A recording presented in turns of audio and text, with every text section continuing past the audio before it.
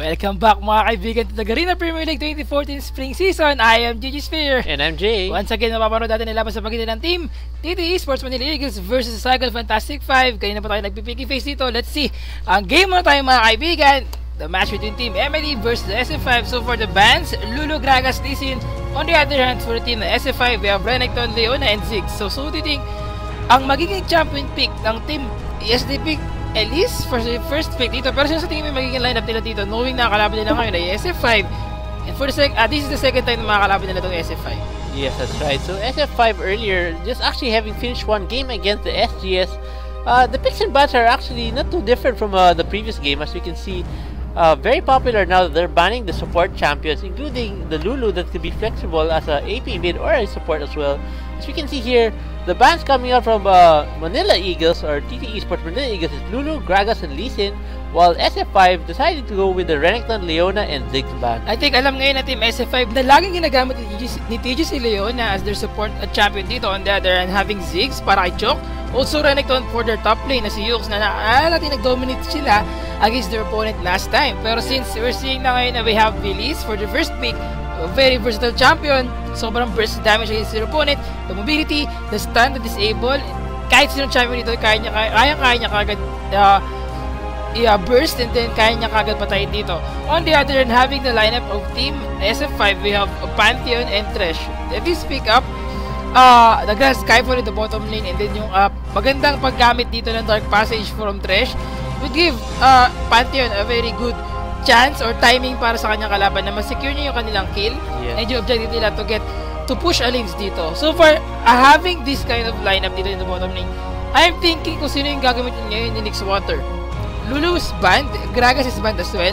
Alam natin lahat na si Nixwater is isang player na magaling gumamit ng mga may poke champion dito like si Italy, si Lulu, si Gragas. So, I think kailangan niya bumik ngayon ng champion na possible na kumounter against team ng Manila Eagles dito, especially kay Elise. Actually, I think you're right. You mentioned nga he likes to pick Nidalee, so he might actually go for the Nidalee pick, or maybe for an assassin type champion, maybe like something like Fizz probably. But like you mentioned a while ago, si Pantheon tsaka si Thresh, they're showing that they're gonna be very aggressive dito sa bottom lane. So, MLE has to play a little bit safer and more passive in the bottom lane para not to allow the bottom lane of SF5 to get the ball rolling.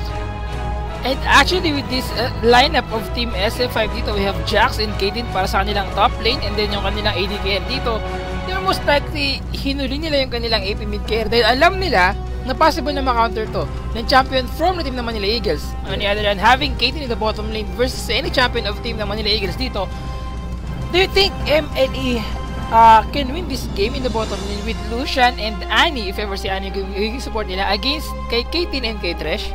I really feel like they'll have a harder time being aggressive on SF5 since mas malakas yung engage at disengage ng SF5 sa bottom lane.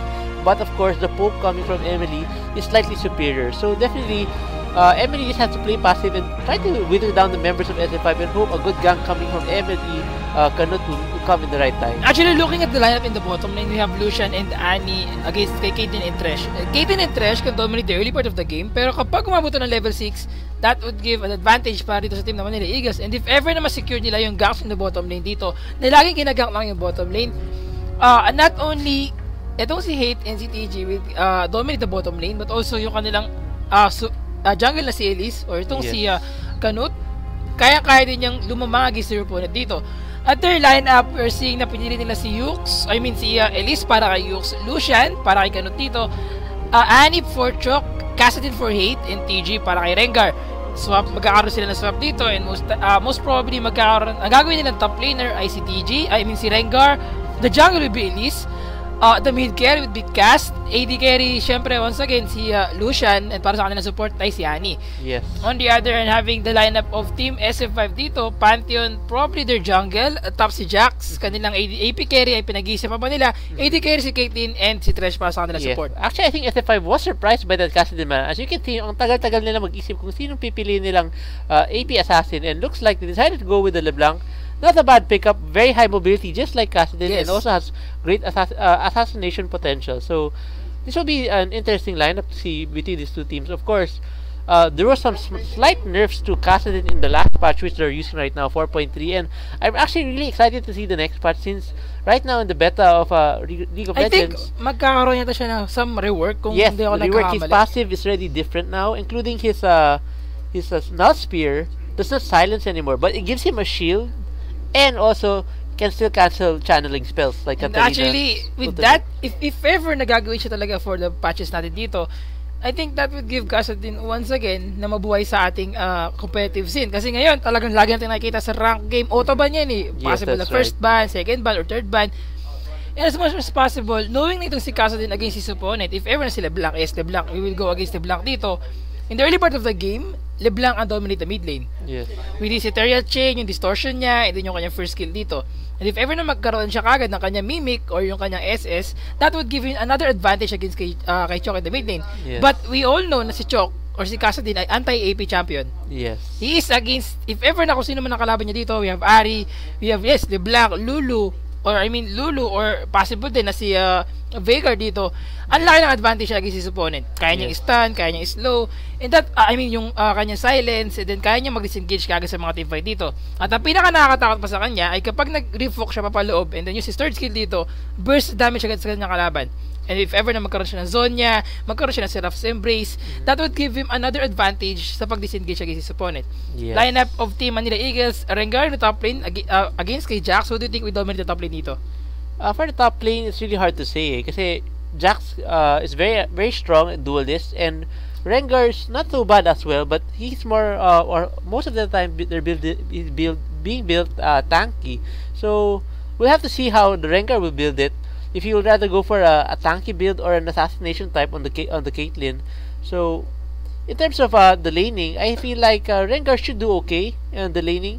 Maybe he will not win the lane, but he will definitely not lose the lane to Jax. So far, with sa ating head-to-head match dito for the Team Manila Eagles versus Second Fantastic 5, we have TG and Vigos para sa ating mga support player. So most likely, depende sa kung paano nila gagawin yung performance nila as the support champion with their AD carry dito. Annie, on the other hand, against kay Thresh in the bottom lane. Like what I've said, pre-level 6 advantage for Thresh and kay Caitlyn. Pero pag umabot na ng level 6 itong si TG and si Hate, Lutibers, the Lucian advantage against his opponent. We all know na si Lucian ay possible na pangontra kay Caitlyn dito.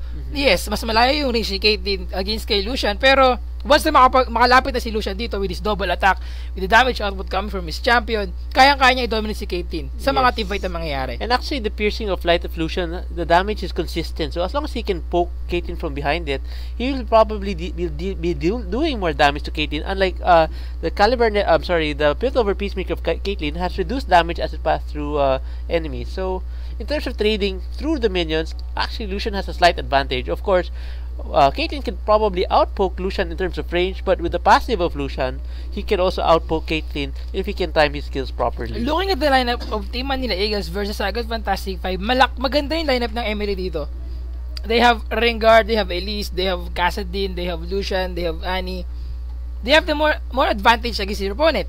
Yung crowd control nila against their opponent dito, the Tibers from Annie, the Refoc from Kassadin, the stun from Elise dito ay sobrang effective. Malayo yung reach ng kanyang kukun. Then he can just burst any champion dito. If ever na mahuli nila, mahuli nila yung AD carry nila, si Caitlyn, or any AP carry dito sa laban na to, that would give them another pick up of a kill sa laban na to. That's So right. what Team Manila Eagles might have to do sa laban na ito ay push agad yung mga first tier turret, and after that, get the dragon as much as possible. We have Elise, na alam natin lahat na si Elise ay isang champion na when she goes to the spider form, yung kanyang damage output against the turret, sobrang mabilis siya mag-clear. And kaya niya mag-solo ng dragon dito once umabot siya ng level 6. That's right. Also, when you're looking at the lineup, I'm looking at the lineup right now, and I realize that Kassadin or MLE Chok on Kassadin will really need to step up his game, since he will be the ultimate answer to the Jax if ever they go to the late game. As we all know, a fed Jax, especially in the late game, can be almost unstoppable. And the only real way to burst down a Jax is through an AP burst assassin like Kassadin or LeBlanc. So Cassidin or MLE Chalk on the Cassidin will be a big factor, especially if it reaches the late game. And actually sa mid lane dito, if ever na I think ang gagawin ng team SF5 dito ay i-focus si Chok in the mid lane hanggat hindi siya nag-level 6. As much as possible, we all know na lahat ng AD carry ay pangontra against kay Cassidin dito. Possible na gamitin mo si Talon against him, si Pantheon against him, si Kha'Zix against him. Pero since knowing na ginangle nila ngayon si Pantheon, mukhang ikakamp nila sa mid lane dito si Cassidin or si MLE Chok. Alam natin lahat na kapag na-camp itong si Cassidin hanggang level 5, hanggang hindi siya maabot ng level 6, nahihirapan siya makabawi sa kanyang laning phase. Yes. At yes mga kaibigan, i-game muna tayo ngayon dito, ang match between team TT Esports Manila Eagles versus sa Cycle Fantastic 5. Fourth game natin for tonight, at ito yung second game natin sa ating for the Philippine team. Kanina IPT versus ISF5, Cycle Jokers, and ngayon naman MLE versus SF5. Yes, so let's so for those who are just tuning in, let's recap the lineup right now. So on the blue side, we have the TT Esports Manila Eagles. We have Rengar the top lane, Elise in the jungle, Cassidin will be their mid laner, and then Lucian and Andy will be their bottom lane. Here on the other side, on the purple side, we have the SF5. The top laner will be Jax, jungle will be Pantheon, mid AP carry would be LeBlanc, and then their AD carry and support will be Caitlyn and Thresh. Now, nakakatakot SF5, ang pinaplano ng team SF5 dito, trying to gank Rengar if ever nandun siya. Top in the flash in from Vigos, but that sentence good enough para maabot dito ang isang champion of team Manila Eagles. And take note, burn na kagad ng flash dito ng SF5 Vigos for the next few minutes or few seconds dito. Magkaroon sila ng advantage. Still mga kaibigan, they're trying to invade team Manila Eagles dito sa laban na ito. And yes, Distortion was used by Nick's Water to give a poke damage against kay Elise. One hit is more than enough para sa kanya to at least gain advantage sa mga laning phase. Pero mga kaibigan, napalaking factor for Team Manila Eagles dito ang pagkawala ng flash kanina ni Vigos. So if ever na mag-gang na bottom lane itong si Elise or si Canut, that would give them an advantage kapag nakuha nila yung boy ni Canut, ni Vigos in the bottom lane. That's right. Actually, MLE responding really well. They were able to put down a ward since they noticed all members of SF5 were grouped up near the blue area of Manila Eagles. So this should give them an advantage to see the route or the timing of Pantheon in the blue buff. Alright, so good SF5 doing a very risky early level 1. Not working out for them. Let's see if they'll still be able to give this turn or make this game go in their favor. Yes, in the mid lane, Jay, MLE Chok or itong si Cassidin versus kay LeBlanc, what do you think ang dapat lagyan dito ni Nick's Water as his max skill? Do you think much better kung gamitin yung kanyang distortion or use yung kanyang a Signal of Silence against his opponent? Ang max niya kagad dito. Well, Signal of Silence would definitely give him more burst damage, especially if he wants to harass down MLE Chok. But if he just wants to farm and just basically trade better in terms of minions, probably he can go for his distortion instead. So with the distortion in the mid lane, yun yung magiging advantage niya. Mabilis siya mag-clear ng wave compared dito kay Cassidin in the mid lane. Cassidin only have one single target skill dito, yung kanyang spear. First skill niya dito against his opponent. And on the other hand, if ever na ma-charge pa niya yung kanyang third skill dito, that will give him another advantage against his opponent. Pero ang mahirap doon, meron siyang time or chance lang siya na magkaroon ng charge dito kapag naubos yung around 7 skill yata if not mistaken around him. So that would give him advantage if ever na magkaroon ng chance siya na ma-secure niya yung kanyang third skill dito. Pero since in the bottom lane, we're seeing na yes, matay pa rin ang ating mga CS like what we're seeing in the mid lane. Nakuha kagad ni Nick's Water yung advantage niya dito. A good death sentence from Vigos to get the life of TG. A good stun mga kaibigan. Minas was about to go down. He have to use his barrier. Nagdadit siya kayo ni TG but Emily hate taking so much damage with that Thresh. By the Thresh poke damage and the normal hit from the minion, they have to disengage in the bottom lane. Yes, actually that was a really good play coming from Emily. TG was able to stun both members of SF5. The only problem was they didn't have any more minions so they went aggressive. But since si Emily Canut putting out a lot of harass on Pantheon right now. Pantheon down to bottom quarter of his health right now, and looks like they may duel it again. There we go right now. Pantheon decided to back away, and looks like I went back to use the repel. So down the bottom lane, we have Minas and Vigos trying to shove the lane towards Emily's side. I expect Vigos to attempt another hook. Yes, mga kaibigan, a good stun coming from TG dito to get the life of Vigos with that death sentence. First blood for TG. They're trying to get the life of Minas. Mga kaibigan, in the top lane as well. A gang from team members of SF5. And Emily Canut trying to get that red buff from SF5. Hindi got a double kill. the life also of Canute in the jungle. 1-3 ang score natin, pero hindi pa rin ganoon kalaki yung ating goal difference since napaka-early na mga teamfight na nangyayari. But take note mga kaibigan, blue and red buff for LeBlanc in the mid lane. Sobrang laki ng pagbabago dito sa playstyle ni Chok na mangyayari. Taking that advantage against Phoenix Water. Yes, that's right. This will definitely give MLE Chok a much harder time now in lane. Actually, I think MLE Canute was overstaying his welcome in the jungle, even though he lowered the life of Pantheon to a quarter of his health. The response coming from the two members of SF5 was really unexpected and caught him off guard. And of course, although Chok tried to come help, definitely Jack will have a bigger advantage over all of them. So. Bakit na naman natin dito yung ginagawa ni Emily against kay Gon in the top lane. As you can see, Manila Eagles, Yux in the mid lane, maxed out his Savage reverse instead of getting yung kanya Battle Roar. Yes. So, kapag ang ginawa mo dito ay Battle Roar, ang minax mo kagad, pag Rengar gamit mo, you're most likely going for defensive style. Pero since alam natin lahat, si Yux ay isang aggressive player pagdating sa paggamit ng Eagle Guard, Focus mga kaibigan, a good sentence and a dark passage from team members of SF5 to get the life of MLE. MLE goes down. SF5 Minas is on killing spree na. Another advantage for the team. Ang ating score ay 1-4. Yes, 3-0 na yung Caitlyn, and I'm pretty sure that he will complete the Bloodthirster very soon. He also has a minion advantage over Lucian right now, 26 to 18, so that's about 8 CS advantage. Bottom lane has to play, like I mentioned a while ago, kailangan mas safe ang laro nila, especially it's very aggressive talaga yung lane ng SF5 sa bottom lane. And with the help of the Pantheon, as you can see, especially once he hits level 6, will apply even more pressure here in the bottom lane.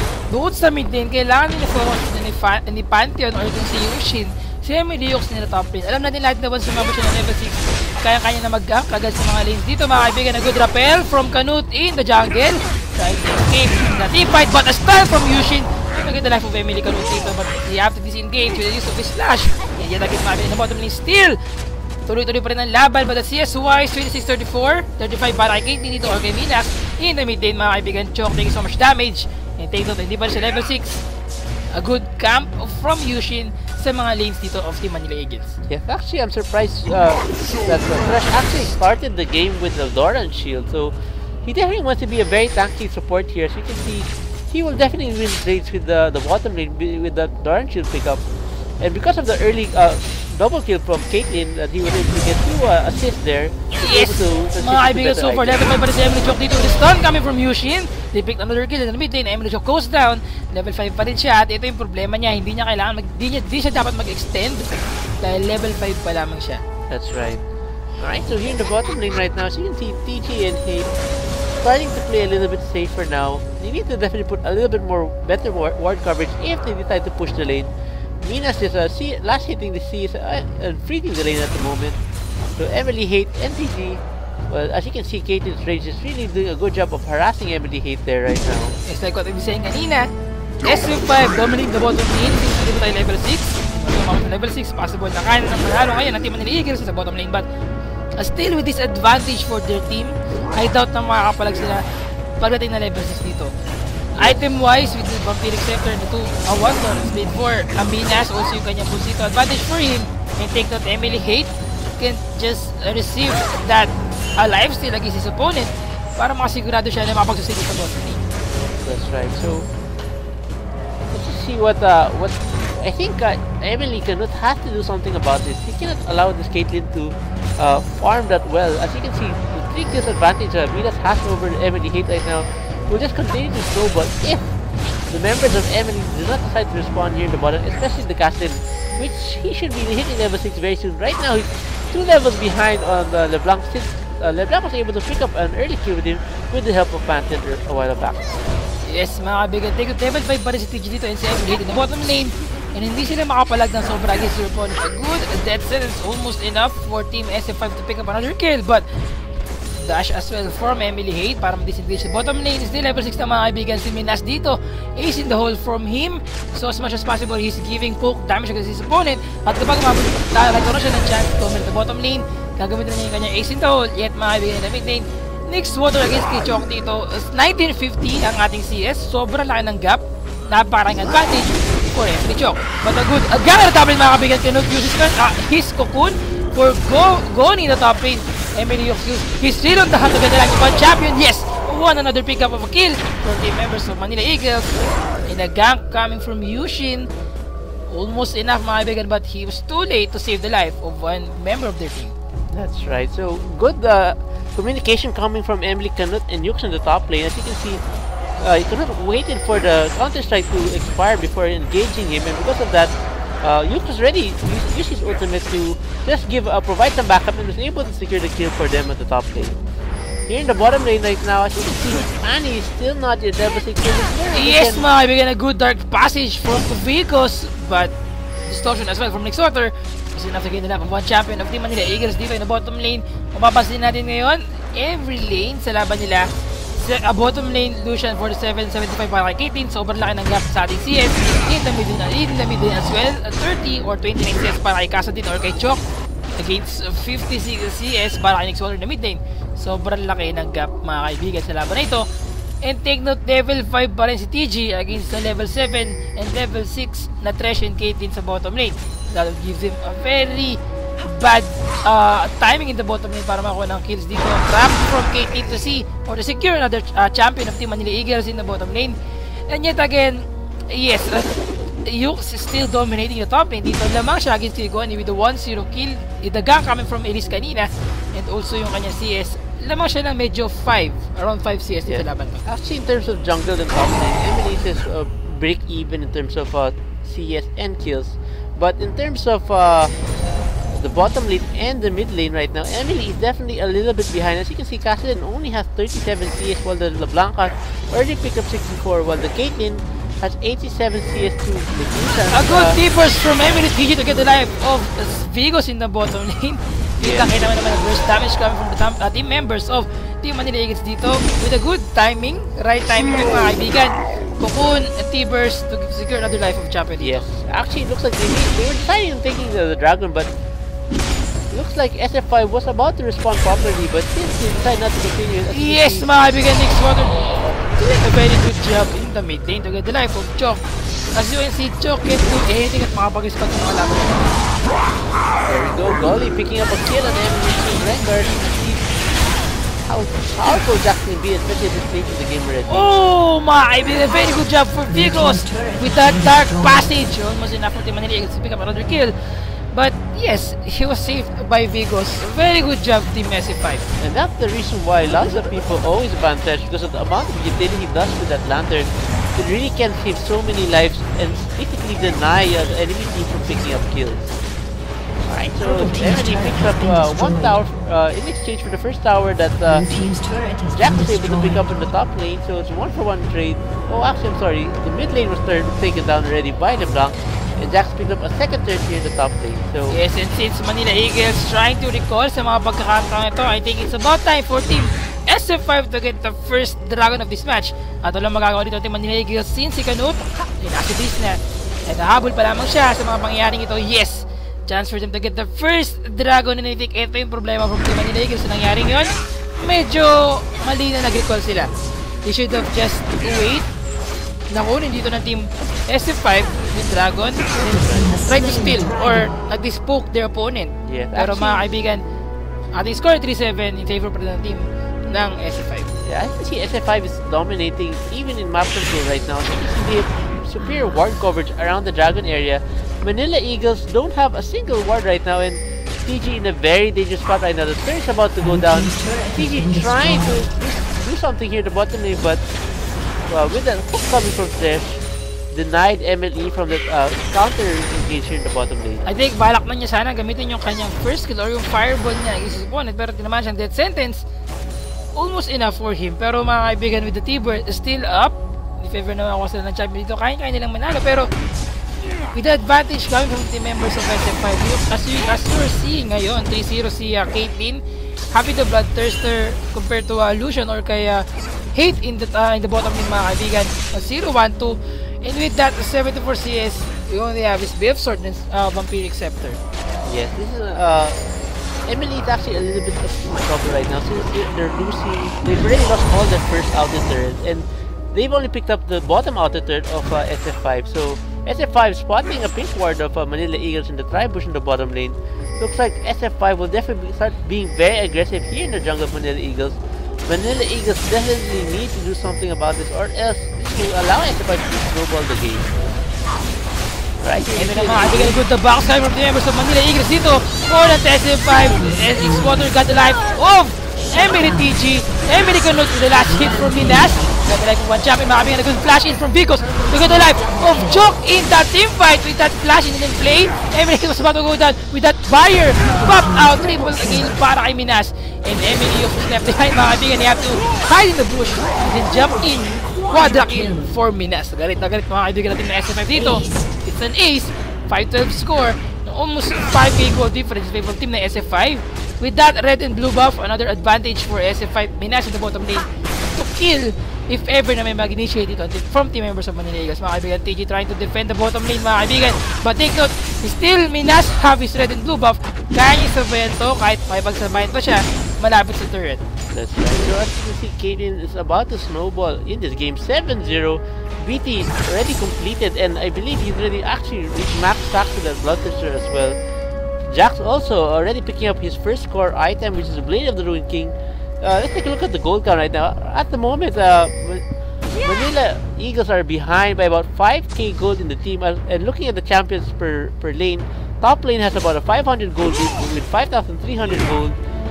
The junglers, of course, have like almost a very minimum gold lead for Pantheon. The Blanc, on the other hand, though, has a good 2,000 or 1,200 plus gold lead over Kassadin, while the Caitlyn has a humongous gold lead of over 3,000. So far, the mid lane, X-Water dominating Chok very well in this match. So let's see, level 9 pa lang si Chok ngayon. X-Water still level 10 at ang kanyang item is going to see Holy Grail na top lane. Tayo na mid lane advantage for him. And mukhang nahihirapan talaga ng sobra dito si Chok. In the mid lane of UNC, he was about to get yung kanyang item dito to upgrade yung kanyang tier. Doon yung blasted ones. Pero mga kaibigan, hirap na hirap siya makabawi ng farm against si Sipon kasi sobrang nakakontrol ng Team SF5 ang mapa. Ito yung vision ng Team Manila Eagles. Sobrang dilim. On the other hand, ito yung vision ng Team SF5. Aggressive playstyle. They got the first dragon. They have 4 turrets and 1 turret lamang para sa team members of Manila Eagles. That's right. And now Caitlyn, of course, being really fed to the 7-0 without any deaths yet. So it's gonna be really hard for them to take down the members of yes, mga kaibigan, PG flashing in to get the life of one champion team SF5 dito, but with that flash out, a very good champion team built over. And as well, mga kaibigan, shutdown, 2 champion of team SF5 goes down, double kill for MLE in the top lane, double kill for him. And yet again, it's a 3-for-1 exchange in favor of team Manila Eagles. And I think, kaya pa nilang lumaban dito. Yes. Basta sa magandang timing lang ng pag-execute ng kanilang mga skills. Gaya ng sinabi natin, sa lineup nila, they have the advantage. They have so many disabled. They have the advantage of dominating this game. If ever ma-execute nila ng maayos yung mga teamfight na mangyayari. Yes. So basically, MLE Chok definitely has to snowball a little bit into the late game if they want to get back in. As you can see, the burst damage coming from all the members. They were actually able to get Caitlyn already for the first death, although Caitlyn was still able to take down one champion before going down. As you can see, Caitlyn will always be very strong without throughout the game, but as long as they can focus her down properly, they should have no problems winning the succeeding team fight. So you see, with the pickup of this item in the top lane, mga kaibigan, MLE yung speaking Ravenous Hydra, hindi is about to get yung kanyang brutalizer sa laban na to. So he's most likely focusing sa kanyang damage output against his opponent. At ang kailangan niyang gawin dito ay once nagawa mo siya ng Thrill of the Hunt, patayin ng isang champion from team members of SF5. Caitlyn ang talagang dapat niya i-focus dito. Mga kaibigan, MLE taking so much damage in the bottom lane. With that ace in the hole trying to last hit. Yes, he got another kill for MLE. Still death sentence for MLE TG, mga kaibigan. They have his stun, and with that, they got another kill instead of being killed dito sa laban na to. Yeah, 1-for-1 exchange responding from MLE, trying to take back that kill of SF5, catching fans out of position and picking up another kill for themselves. Right now, it's 9-14 in favor of SF5. Almost enough, mga kaibigan. Kukun from Canute, he uses Rappel to chase another champion dito, mga kaibigan, but they have to disengage Distortion, and they uses Mimic to disengage from the bottom lane. 9-14 ang score natin dito. At bumaba na 3K ang ating goal difference or 5K. in favor pa rin sa team na SF5, pero SF5 Goni got the chance to get the first, second turret in the top lane. And then a dragon once again for team of SF5. Yes. Right now, SF5 still in the driver's seat. Jax, of course, doing his split push right now very effectively, taking down another turret. If they allow SF5 to continue allowing going to split push, definitely MLE will have a very hard time to win this game. So basically MLE has a lot of problems to deal with the SF5 right now. So they need to find a way or strategize a way to be able to counter what SF5 is doing now. Or else, if they allow them to continue doing what they're doing right now, definitely I see SF5 snowballing this game. I'm thinking na wise decision nga ba para kay TG na kumuha ng kanyang what do you call this, yung Frost Queen's claim instead of getting the Ancient Coin dito. We all know na, yes, she has the advantage pagdating sa poke damage against his opponent, pero ang problema niya, sobrang lambot niya. Wala siyang Doran's Shield. Well, we all know na nerf yung Doran's Shield, but still, it is an effective item para sa ating mga support. Me personally, gumagamit pa rin ako ng Doran's Shield sa akin sa bottom lane. Kahit nagamitin ko si Leona, kahit kasi Thresh pa ang gamit ko dito. Kasi alam ko na napakalaki ng contribution nung shield, the armor, the health, the regen dito in the bottom lane. Sobrang effective for my champion. But yes, I think they're more focused talaga ngayon sa burst damage na kanya gawin sa kalaban nila. Yeah. Walang nag-defensive sa kanila. Ang kahit sa isang champion na nakita ko nag-defensive dito ay si Elise lamang or si Canod. Well, the nice thing about the Frost Queen's Claim item is that the slow it provides is an AoE, and it actually does an 80% slow, so that's a really large amount. Yes, so, napakalaking movement dito mawawala sa if ever na matamaan ka. Nung Frost Queen's Claim dito makabensil, pwede dito to reward the Vision Ward from the members of SF5. A very good job for Vegas dito. With sobrang dami niyang kargatong Vision Ward dito to secure the vision in the bottom lane. Looking at the vision, ito yung nakita natin yung vision ng Team Manila Eagles at ito naman Team SF5. If ever makakuha sila ng ace dito against their opponent, kaya nilang kunin kagad yung Baron and then rectine nila sa mid lane to get the nexus of this game. Yes, that's right. So it looks like SF5 might be able to go with Dark Passage. Mina's deciding not to finish off the tower. The tower, I believe, just fought 1 or 2 hits coming from Caitlyn.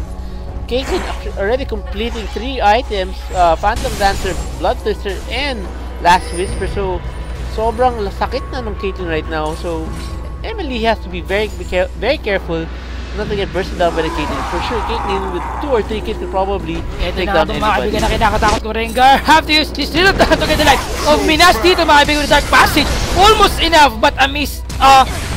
He burst in the bottom lane. A good gank from Team SF5 to pick up another kill in the mid. At the top lane dito, SF5 got the life of MLE Chong on the top lane. And the Nexus turret, I mean inhibitor turret, but an inhibitor for the team. Right, so SF5 now applying pressure in the mid lane. As you can see, I think SF5 should be able to take out this inhibitor here. But MLE commit with TG back in the base, trying to defend, getting caught by there. Miscommunication from Team Manila Eagles dito, forcing themselves to initiate from the members of the SF5. Double kill for Minas. And it's about time to end this game. Shutdown, mga kaibigan, si Canut. Thresh got another kill. Kaya na sinabi mga kaibigan. Choke still up. Kaka-respawn lang niya. And they're trying to defend the top lane dito with his home guard. Use his spear. Finishing Minas dito. Chinas will be able to go down. With that fire, he have to pop out. Buhay pa siya, mga kaibigan. Emily Choke. And Emily Hooks goes down. Advantage for Team Manila Eagles. SF5 is for Team Manila Eagles. 10-20 score natin. 10k goal difference sa laban na to. Yes, SF5 doing a good job there rotating. They were able to catch Emily Chok trying to hold out Jax, but he didn't realize how that he had other teammates with him. And the attempts of Emily to catch Caitlyn allowed SF5 to dominate the top lane and actually pick up the third inhibitor. So SF5 outsmarting Emily in that last play, and that Dark Passage, of course, saving Caitlyn from the threat coming to the 3 members of Manila Eagles. Itong mahirap kapag kalaban mo si Pantheon as their jungler. Alam natin lahat na yung mga jungle nagko-control na mapa yan. Kailangan ma-secure nila yung mga laning phase ng mga teammates nila. Pantheon is also a champion na alam natin lahat na medyo may pagka-global yung kanyang presence. Yes. With this Grand Skyfall dito. Hindi siya totally global, pero almost there. Kasi halos kalahati ng mapa maabot mo kapag ginamit mo yung kanyang Grand Skyfall. Yes. At mapapansin mo dito, kahit nakikita mo siya sa bottom lane, kaya niya mag-respond sa mid lane. Hindi nila napansin ng Team Manila Eagles dito na as much as they tried to kill Caitlyn in the bottom lane, nakakuha ng chance ng SF5 dito na kung i-push ang top lane and also get the kill para kay Emily Chok. Yes, actually, alright. Looking at the items now, Caitlyn already picking up a quick silver stash, making sure that any stuns or silence coming from Manila Eagles will not work on her anymore. So this will be definitely very hard for Manila Eagles. As you can see, Rengar going very aggressive on Caitlyn right now. Emily Hughes chasing Minas dito mga kaibigan. They have to disengage. Start from Yushin. Good blood cycle mga kaibigan. Emily Hughes taking so much damage. Will be able to escape. Yes, the flash out. Vigo still chasing and the champion of Manila Eagles. You have to use his play to get the life of Kuno dito with a death sentence. They pick up another kill in the bottom lane. They're trying to get the second turret dito. Team Manila Eagles still defending that turret. Yes, first and second turret. Thus they have to defend the top lane. Goni still pushing, and Goni is more than enough to kill Emily Chok. But he picked TG instead. But Nixwater never back down. They have to get the life of Chok in that team fight. So far ang score natin ay 3. With that team fight, it's a 3-for-1 exchange in favor of the SF5. Yeah, so Emily, Chok being way behind, hasn't picked up his Zonias yet, so definitely gonna have a hard time keeping up with the game. I think SF5 might be able to end the game very soon right now, unless Emily they will be able to capitalize on any mistakes SF5 may make in the next few minutes. Alright, so I think Mina's doing a lot of damage right now, basically carrying her team right now with 1-5. You can see Emily still unable to do anything about the amount of damage Mina's is doing to their turrets. Malapit na mga kaibigan na makuha ng Team SF5 ang Nexus for team members of Manila Eagles, but they have to disengage and get the Dragon instead. And if ever na magkaroon sila ng chance, they will get the Baron. 11-23 ang ating score in favor of Team Manila Eagles. I mean SF5. Looking at the turret destroyed, it's a 2-9. Yes, in favor of Team SF5 pa rin naman ito. They got the Dragon, but Emily Hughes never back down mga kaibigan to get the life of Thresh in that team fight. They have to use Thrill of the Hunt. And for the next few seconds, Gul'dan pa kanyang Thrill of the Hunt, and he can't burst any champion dito. It's kind of unusual na makita mo isang Rengar na mag-focus sa damage output kapag nasa competitive scene ka. Layo mong makikita na merong Sunfire Cave after ng Tiamat or ng Ravenous Hydra. Pero Emily Hughes focus sa kanyang item sa pag-damage lamang. We have the pickaxe. He's about to get yung kanyang last whisper. He got his brutalizer. And I think with this kind of item, hindi mo kaya mo ma-survive yung mga damage output from your opponent, pero kaya mong maka-burst kagad ng champion from the team SF5. And unfortunately, kailangan mo ng sustain or ng armor or magic resist against your opponent sa ganitong klase ng setup. Pantheon with the stun, Jax with the stun, disable from Nixwater or si LeBlanc, Caitlyn with the trap, and death sentence from Thresh dito. Yes, Rengar can kill Minas ng mabilisan. Yes. But with the support from Vigos, gamit yung kanyang Dark Passage, ilang beses na nangyayari dito na laging FF ni Yux itong si Minas, pero lagi na-save ng kanyang Dark Passage. That's right.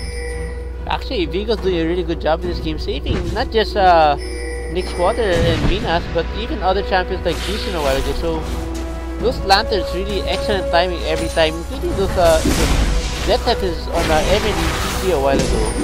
Emily Calo taking so much damage, and they have to use his rappel para makapag-disengage dito. Goni tried to use his stun, hindi mabot ang kanyang cooldown ng leap. But Rengar, mga kabigan na bottom ng Yux, have to use his Thrill of the Hunt, chasing the life of team members of SF5. Yes! Minas was about to go down, so they had flash out and barrier. He was saved by himself, and Emily Yux would go down instead. A good response from Yushin. And it's about time mga kaibigan, it's a 2-for-1 exchange in favor of Team SF5. And I think, tapos na laban na ito kapag iniretso na yung Team SF5. Emily is still struggling in the mid lane, in their base, trying to get another champion of Team SF5 dito. But, yes, another inhibitor turret and an inhibitor for Team SF5. And I think it's about time mga kaibigan to end this game in favor of Team SF5. They will win this match against Team Manila Eagles. Total of 42 score. Team Manila Eagles, Team SF5 dominated the match with Team MLE. A very good job. Congratulations for team ng SF5. Yes, congratulations SF5 for winning the game in 28 minutes and 32 seconds. Very dominant bottom lane coming from Caitlyn, going 13-1 for definitely the MVP, undisputed MVP of the match. And of course, Notable, of course, if Vigos with excellent lanterns with 15 assists. When it comes to the MVP award, I would give the MVP for me to Vigos kasi alam natin lahat na a great carry, a great support a pro support creates a pro AD carry. Kung hindi mo gagaling yung mga hooks or yung mga death sentence from Vigos with his a very good play, flash in the box from himself, hindi niya siguro makakasecure dito ng 13-1-4 na score si Minas. At sa ilang teamfight na nangyari kanina, kaya patayin kagad ni Yux itong si Minas sa mga nangyari. But with the Dark Passage, and then kita natin yung save kanina sa bottom lane, almost enough to pick up another kill, but with that Dark Passage, he saved another champion for their team. Yes. For the lineup of the Manila Eagles, they have a very good lineup dito. They have the advantage winning this game. Kasadin, Elise, Rengar, Lucian, and Annie. The only problem for their team ay yung kanilang team coordination to think what to do next, and to focus what to do habang nasa laning phase ka dito. Yes. Actually, medyo feeling ko medyo kinulang din sila sa wards, especially the early game. They allowed SF5 to pick up almost every dragon in that game, and because of that allowed SF5 to basically push ahead of Manila Eagles. And of course, with those few early mistakes that allowed Caitlyn to pick up an early double and triple kill in the first 10 minutes of the game, allowed Caitlyn to snowball, and MLE did not respond to that. They already responded a little bit too late, although they were able to kill Caitlyn in a team fight somewhere around the mid game of the 28-minute game. It was just too late already. Yes, a very good job for Team Manila Eagles. I mean, SF5 for winning this game against Team MLE. Yet, MLE played very well pa rin naman dito sa laban na ito, but it wasn't enough to go against Team SF5. You're watching the Garena Premier League 2014 Spring Season, and I am Gigi Sphere. And I'm Jay. Bago lahat, Jay, may gusto ka ba sabihin sa ating mga summoners? Pero yun nga pala, bukas meron pa tayong laban sa ating GPL. I think it's a back-to-back match. Tama ba? Back-to-back match ng Team MLE? I don't think it's back-to-back, but they will have 2 more matches this weekend. 2 matches tomorrow, so stay tuned na tayo mga kaibigan. Yes, it's a back-to-back sa darating na 7 PM hanggang 9 PM tomorrow. Manila Eagles versus Sagan Fantastic 5 at MLE versus the New Illusion Full Lewis. So it's about time mga kaibigan. Payback time nga ba for the Elephant dito against sa Manila Eagles, or another 60 minutes or 70 minutes game sa laban nila bukas. Pero let's see. And they'll be the opening match, so you have to tune in early. As early as 6 o'clock, we will have that game between the Full Lewis and Manila Eagles. Of course, the last time was very interesting because of that inhibitor that spawned and actually made the game last 69 minutes long. So you guys should come and watch that game tomorrow. For definitely use something you'd like to do. Gusto ko nga rin palang batiin ang team Pro Juke, pinapabati ni Kent, and also lahat ng mga summoners na patuloy na sumusuporta. Sa mga nag-comment, happy birthday kay sa mama ni Harry 2124, pinapabati niya. Pabati rin kay Joshua, and also sa lahat ng mga summoners na nandyan, kay Joshua Sirio Juales. Yan, napakahirap ng pangalan. Jay, may ka gustong batiin? So, si Harry daw nagpapabati sa mama niya. Happy birthday daw. Hello daw kay Dave from Russell's. Sino pa ba? So, I'd like to say hello to my family and friends, also to my girlfriend and Jazzy and Mama Vanji, including my other friends who are watching today. How about you, Spear? Ng mga summoners, maraming salamat. Pero pa ba? Jay, Dave, ikaw, meron akong gusto mabati? LPHM, hello to the LPHM admins. Yes. Ikaw, Jay, may gusto mo sabihin na gusto mong pabati ni Dave? No, that's it. Okay, alam mo na mga kaibigan. Again, maraming salamat. May mga pahabol pa. Si Splash23, pabati daw ulit kay Joshua. Paulit-ulit na lang. Sa lahat ng mga summoners na malapit nang gumraduate, nag-practice ng graduation nila, congratulations sa inyo in advance. You deserve it. And kung meron kayong party, mag-iingat kayo. And meron tayong kasabihan na kapag malapit na isang okasyon, kasal, birthday, medyo napapalapit yung mga aksidente, doble ingat lang kahit hindi totoo yun. Ano pa ba? Pro Gaming Series page. Ayan, pakilike ang ating Pro Gaming Series fan page, facebook.com/progamingseries, walang space, walang underscore, walang kahit na ano, walang number, just a flat Pro Gaming Series. Yes. So please follow and also like our page down below. If you're watching from the Twitch channel, there's a follow button there so that it will notify you whenever we go live. Also, gusto ko nga palang batiin, syempre, ang ano nga ba sasabihin ko? Wala pala. Nakalimutan ko. Anyway, Ayun, thank you we very have much. the Challenger Series and the Timo Cups coming this week. So Yes, yun. if you're interested in Maraming joining that, just go to our webpage and all the mechanics and rules are there. If you have any questions, just go proceed to the forums and we'll be glad to answer your questions. Happy birthday! Pabati daw kay Basil ng birthday. Ano yun? So si Mang Kainer nagpapabati daw sa baby niya. Basil Hello. lang! Happy birthday! Maraming salamat daw. Thank you very much for watching din. Kay Brian Lozada, and good evening. So yun. Yes. Ayan, Timo Cup, register na mga kaibigan sa mga taga Bulacan, Mandaluyong, Zambales, Davao, Zamboanga del Norte. Register na kayo. Just visit the esports Garena Esports website, esports.garena.ph, at andun lahat ang information about sa mga upcoming tournaments. We have the Challenger tournaments, we have the Timo Cup, we have the Rise of the Champions, we have the Rise of the Champion, we have the Timo Cup, we have the Challenger tournament. We have a lot. Yes, napakarami, diba? Halos 6 lahat ng nasabi ko, pero paulit-ulit na siya. Ayun lang. Stay tuned ulit kayo bukas. This weekend, meron tayong Pro Gaming Series ulit. At malapit na ang end of season. Yes. Actually, this is the last week for the GPL. Malapit na tayong magkaroon ng bagong season split para sa ating Pro Gaming Series. So sa lahat ng mga naghahabol pa sa kanila mga Challenger points, sumali na kayo sa mga upcoming tournaments, Challenger tournament. Also, syempre, yung ating rank team, kung sino yung magiging top 2 Challenger, I mean top 1 yata if not mistaken, sa ating Challenger na rank team, sila yung isang lalaban for the season split of the Pro Gaming Series. Ayan, top 2 pala, tama. Ano pa ba? Yes, after the Challenger, after the season split of the Pro Gaming Series, pupunta sila sa Pro Gaming Series, and after nila manalo for the Pro Gaming Series, they will go to the Garena Premier League. Happy birthday daw kay Daniel. Yes, kay Daniel ng LPHM. Happy birthday sa'yo. Tuloy mo lang yung paggawa mo ng meme kay Daniel. Happy birthday. Okay. Ayan, happy birthday. And ayan, last bati na mga kaibigan, pabati raw kay TJ and sa mama ni Harry ulit. Mama, nabati, mabait mama ko, yan. Salamat daw kay Jay, sabi ni Mang Kainer, pabati din daw sa Team Baog ng Capiz, kay GJ. Ayan, thank you very much again for watching. Maraming salamat. I'm BG Sphere. And I'm Jay. You're watching the Garena Premier League 2014 Spring Season. Kita-kits tayo ulit bukas ng gabi sa same oras sa twitch.tv/GarenaPH Esports.